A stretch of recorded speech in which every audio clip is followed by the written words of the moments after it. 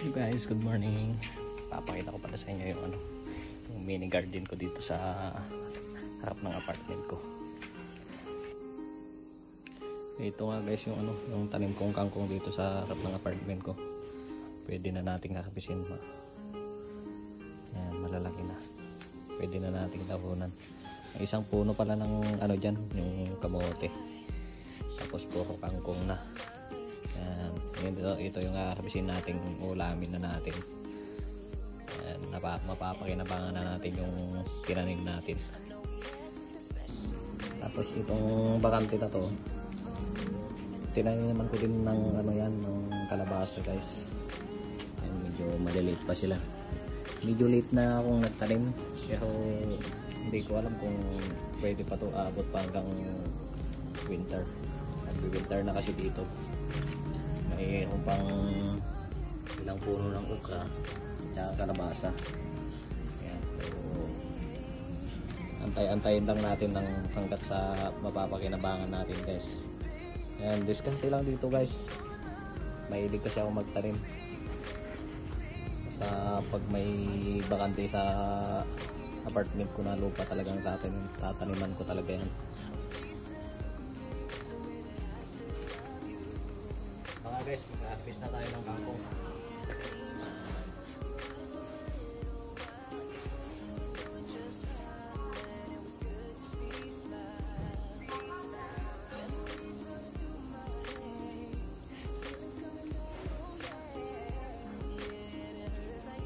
Harvestin na natin ito baka magsanga-tanga.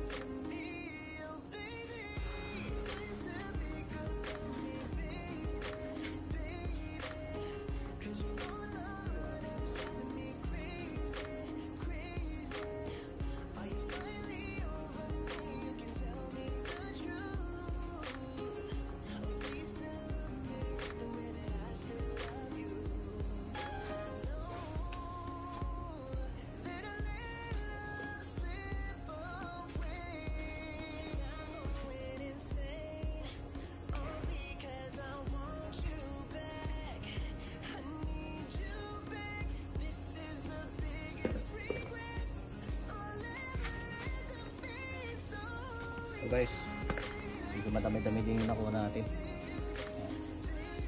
Pwede na natin ito pang sinigang. Yun guys.